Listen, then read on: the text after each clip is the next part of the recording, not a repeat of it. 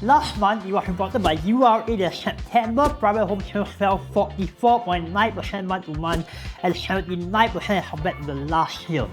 With the new launch market seeing a huge slowdown, will there be a chance that developers might actually reduce prices? In this video, we're going to take a look at some of the past projects that developers actually did reduce prices and dig deeper into what actually caused the developers to do that. And more importantly, will we actually see a repeat of such things in the months to come? Let's find out. Hi guys, I'm Ronnie here from JNA Real Estate Prop Next. So my team and I have sold over 1,688 homes in the last 2 years, and we've also helped countless investors achieve more than 100% return on equity in a very short time. So if you do have any real estate needs or have any questions for that matter, feel free to contact me and my information down below. Now let's get on to the video. Let's go! Alright, the first development we're going to look into is one that just TOP recently, and it's none other than Affinity Serangoon. So Affinity Serangoon has a total of 1,012 units and was launched in June 2018. So on launch day, Affinity sold slightly over 10%, with 112 units at an average of $1,590 per square feet. In fact, a one-bedroom unit 0619 sold for $806,000 at $1,702 per square feet on June 2018.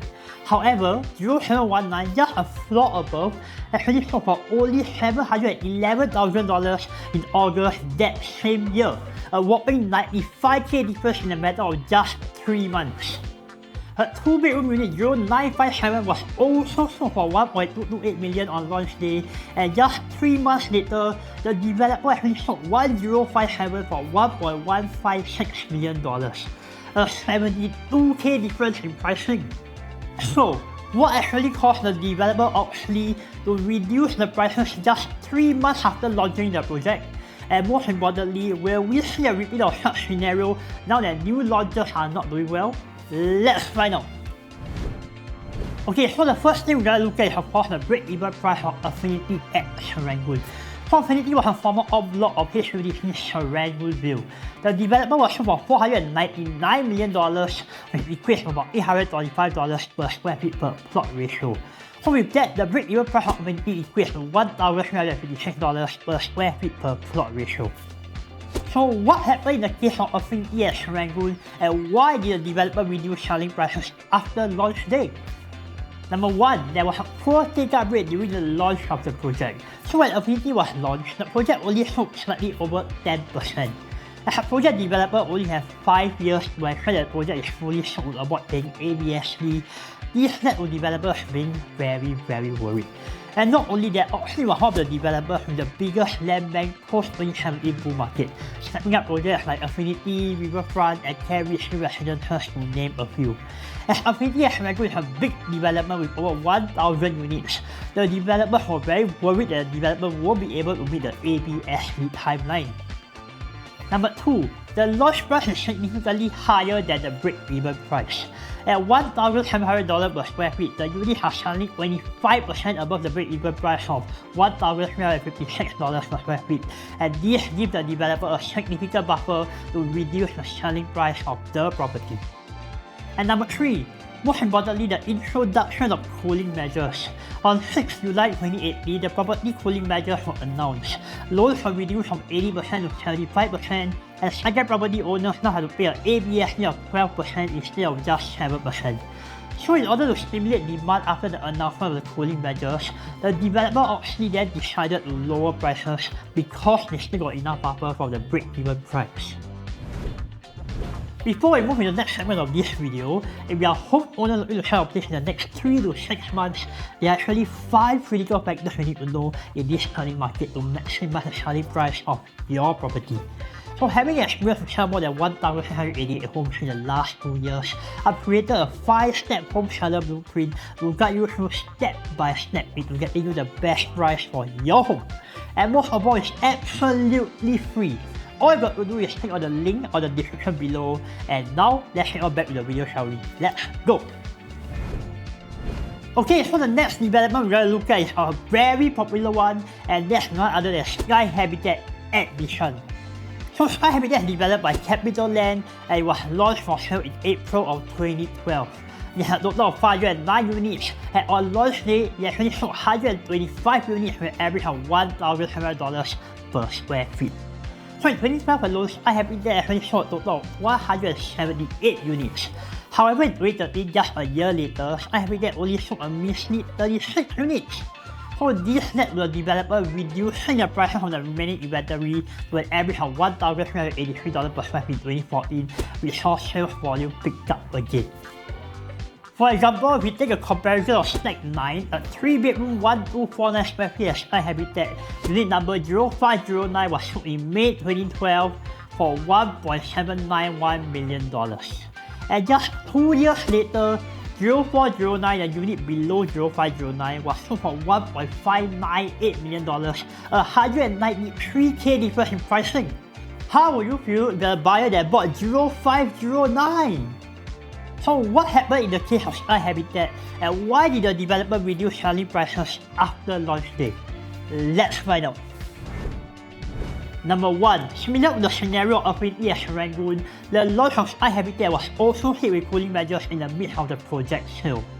So what happened was at the start of 2013, the introduction of Total Debt Servicing Ratio (TDSR) was introduced to reduce reckless lending in the property market.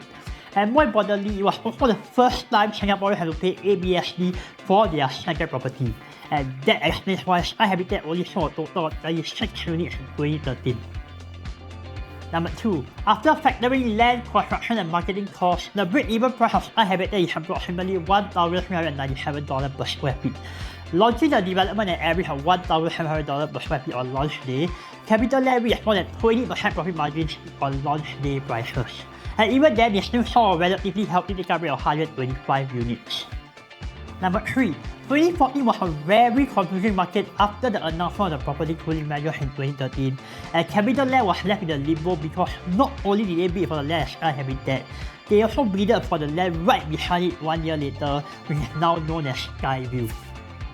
So what happened was Skyview with 694 units have to be launched in tandem in 2013 as well, so Capitaland was stuck with a lot of inventory in the Bishan area. So therefore, they made the choice to lower the price of SkyHabitat as well, or move them together more efficiently. Alright, so the next development we're going to look at that has seen prices reduced on launch day is none other than Perfect 10. So the Perfect 10 case study is a very much talked about one, as the developers of Perfect 10 gave another extra discount on an existing discount just 5 months later. So what happened was that Perfect 10 was actually launched in December 2021, just 3 days after the new cooling measures kicked in. So developer Hong Kong-based CKS had offered what it described to be a one-time discount, 5% off the listed prices. So as a result of that, 11 out of 230 units were sold in that month alone.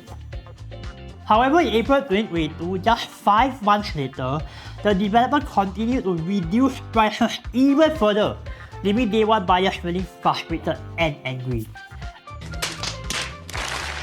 In fact, one buyer actually sent a legal letter to the developer for compensation, especially the price revision was adjusted downwards only 5 months into the launch. So what happened was that a buyer actually bought a unit 0201 at $2.349 million in December 2021, only to see another buyer snag a unit 2 levels above at only $2.15 million in June 2022. That's a 200k difference in just 6 months. So what caused the developer to take such drastic action in the case of Perfect 10? Let's have a look. Number 1. CCR properties are performing very badly as compared to the rest of the country. Through the first half of 2022, the core central region only showed a total of 1,021 new launch units sold as compared to OCR at 1,495 units.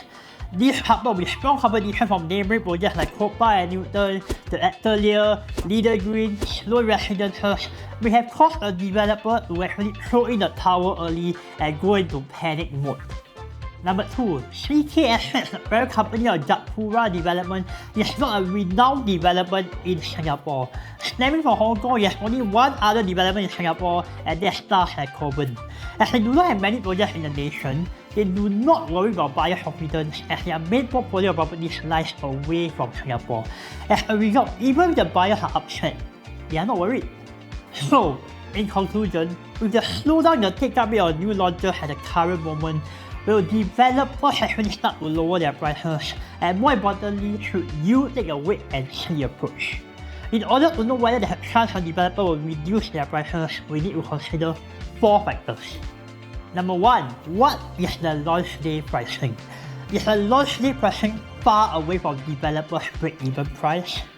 A healthy margin will be around 10 to 50% from the developer break-even price. Any higher than that, it's better to take a step back and wait to see how the market plays out in the upcoming months. Number 2, take-up rate and development size. For big developments with over 500 units, it's important to see the launch day demand. Although not common, if demand is less than 10% of the units sold on launch day, the developer may look to reduce prices in the upcoming months. However, for boutique developments, the reduction of prices is very uncommon, especially in the OCR and RCR region.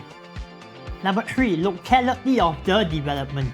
Development and core central regions are looking very bleak at the moment. I would stay away from buying a CCR property, especially for investment in the upcoming months.